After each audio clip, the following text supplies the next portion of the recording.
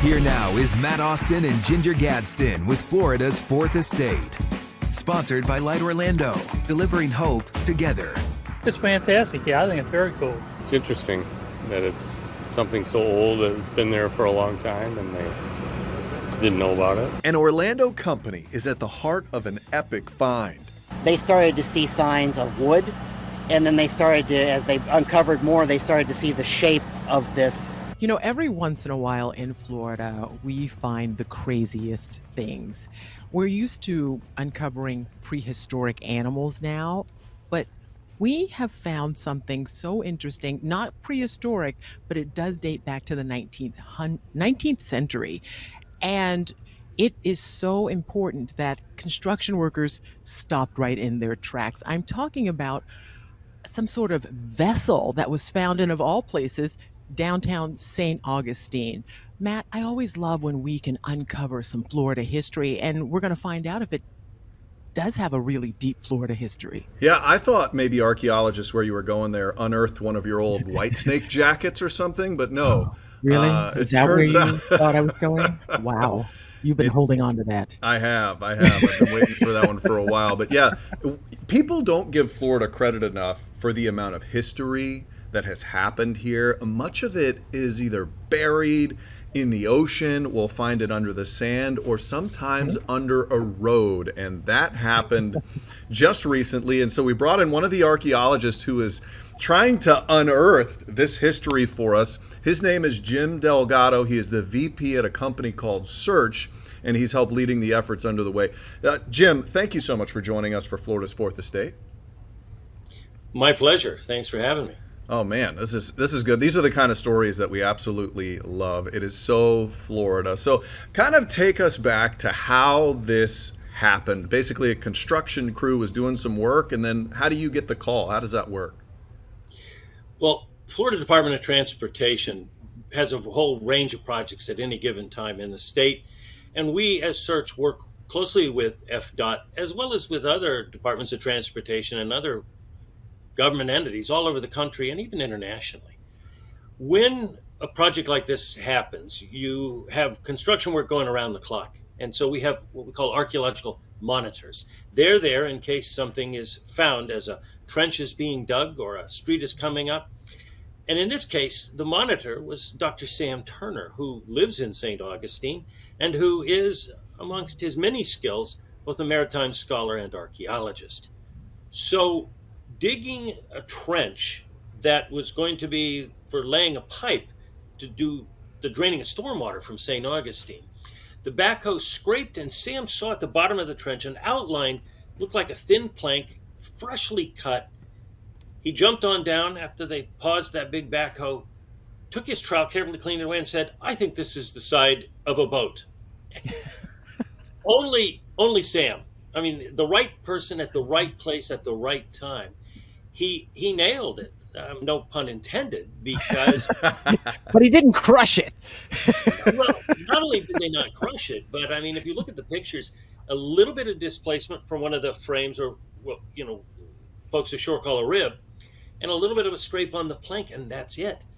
With this otherwise incredibly delicate, small craft, vessel, big boat, small ship, that had been sitting down there for over 100 years, maybe even longer, that had been so soaked by salt water when it was originally just in that wet environment and then filled over, that it was basically the consistency in many places of wet cardboard. It is always impressive when we can find things like that in the earth here in Florida. Not so long ago, maybe a couple of years ago, there was some canoe. It looked like petrified wood, but somebody recognized it as a canoe. Now, do we know what this vessel, you described it, gave a little bit of the dimensions. Can you give us a little bit more detail about the dimensions and what it was possibly used for? Or is it too early in the investigation process to know that? It's not too early. And what we can say now with more certainty is it is a vessel of the 19th century. It is probably a vessel built within the last 20 years of that century. So let's say 1880 to about 1900, probably closer to 1880. And it was a small, maybe no more than 24 to 28 foot long, 7 foot wide at its biggest extent, flat bottomed, one or two masted boat built either for oystering or fishing, or maybe even, as Sam and I were talking the other day, for delivering squash or oranges to market on the busy St. Augustine waterfront before it changed and became more modern and bigger piers and wharves were built and that waterfront moved out over it. But what we also know, and what's really exciting, is that this vessel was built probably by the very guy or guys that worked, and it's only a 1 or 2 person boat, simply built in the 1880s. A guy that wrote a history of shipbuilding in the country talked about what was happening then. He said anybody, 1 person, 2, with a saw, a hammer, a chisel, a plane, a paintbrush, and a caulking gun, could basically build one of these things. And when it was done, take it apart or just leave it there and build another one within a day or two. That means that what we have here is something that was once common, but is pretty much forgotten other than in a couple of academic treatises. And very few people alive even have a sense of what these were. And yet these were the working craft that regular, ordinary folks were building and using. It was the way they kept their families fed. It's how they paid their rent. It's what they did. And we forget about them until something like this is found.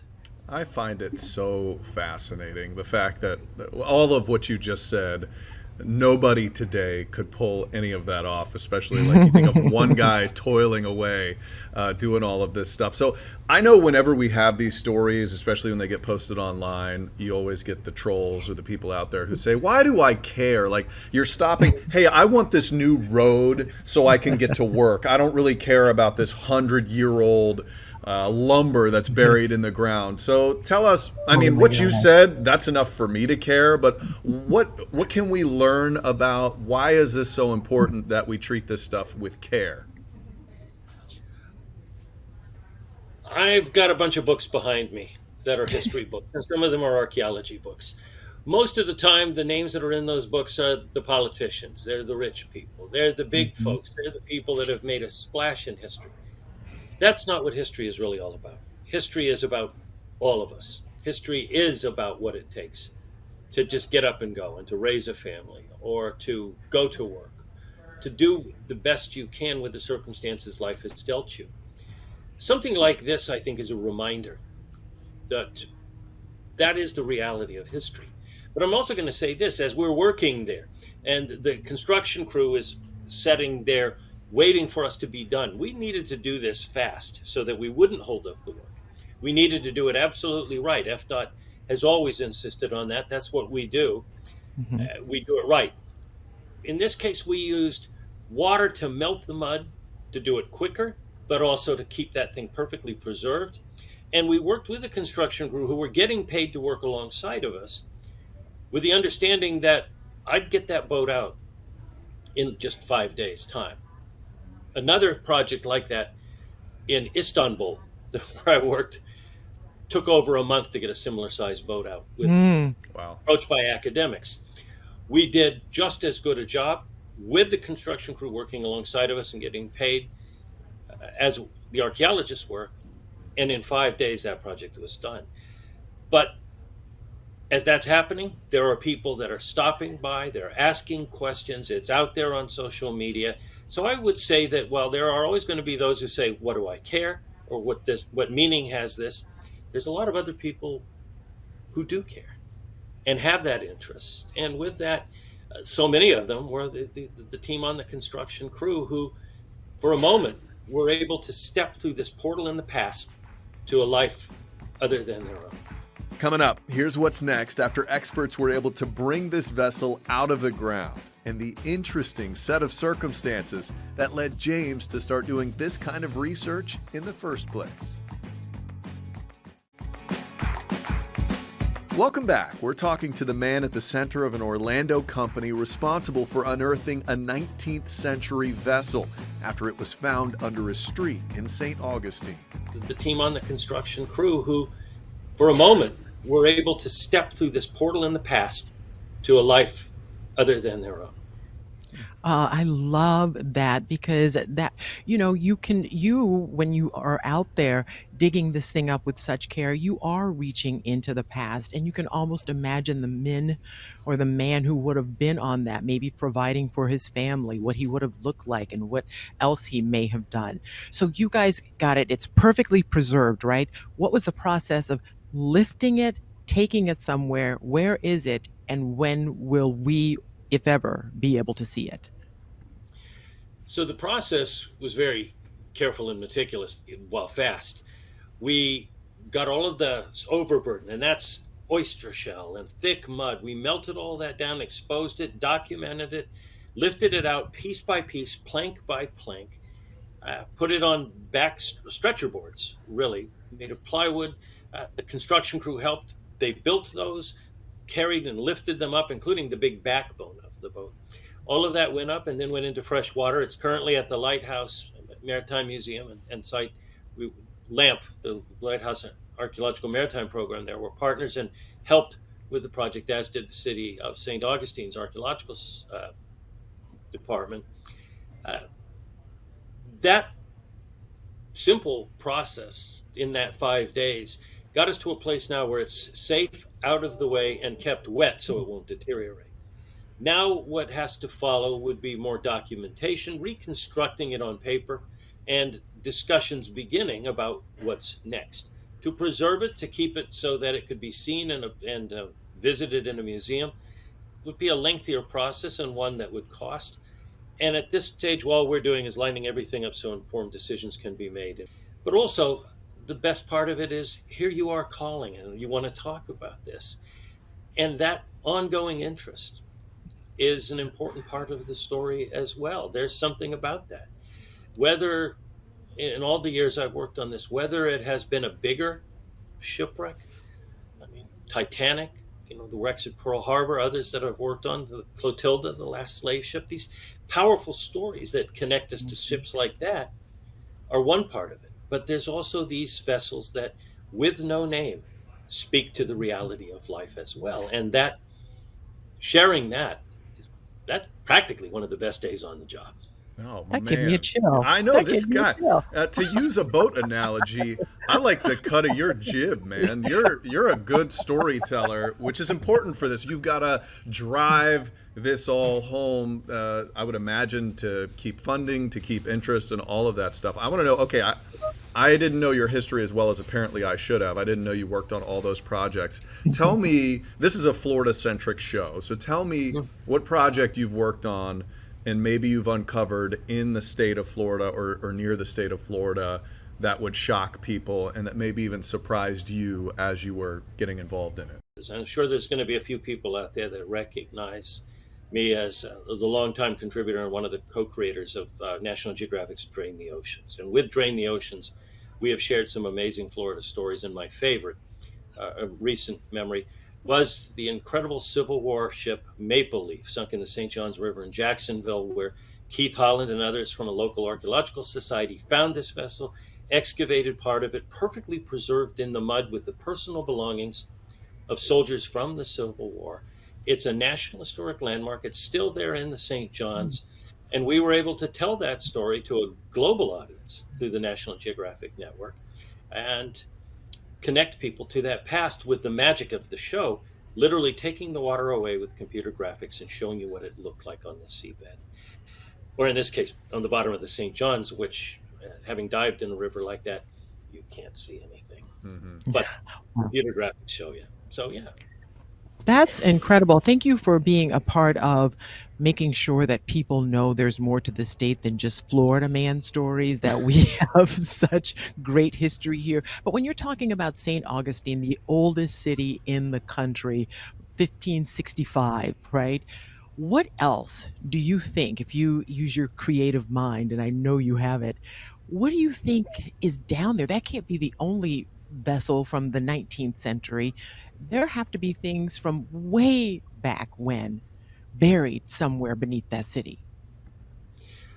You can't take a shovel to the ground in St. Augustine and not find history. So they say. And so with that, there's an incredible amount of history that's literally there. Years ago, working with a famous raconteur and shipwreck aficionado and an author by the name of Clive Cussler. We did a show with Clive called The Sea Hunters. Now largely forgotten. It's been over 20 years since we were on the air. But with that, what we used to say, and I think it's very applicable here, is Clive would always close by saying, now it's your turn to get up off that couch and to go into the mountains, into the deserts, into the oceans, or in this case, in St. Augustine, into your own backyard and search for history. There's nothing finer. And that's the reality. But St. Augustine and many other places around the world, and just consider this, what is your backyard, no matter where you live in the world, is of interest to other people, and as much can also be of great interest to you if you just take the time to look a little further, or in our case, look a little deeper. Yeah, I feel like I'm a Neanderthal kind of going through life a lot of times. I feel like I probably kicked through rocks that were something super important to history. Because every time we do these stories on the news, we show, like Ginger was talking about that canoe earlier. I would have thought for sure that was just a chunk of an old piece of wood. Wouldn't look twice at it. I've done stories with treasure hunters who show me the little coins that they find on, say, the Atocha or something. And I'm like, I would have never thought for a moment that that was a priceless piece of history. And so I'm fascinated by all that you guys do, and I'm so glad people like you are out there to tell the story. Jim, just tell me, what got you into this? How did you get into this whole pursuit as your life?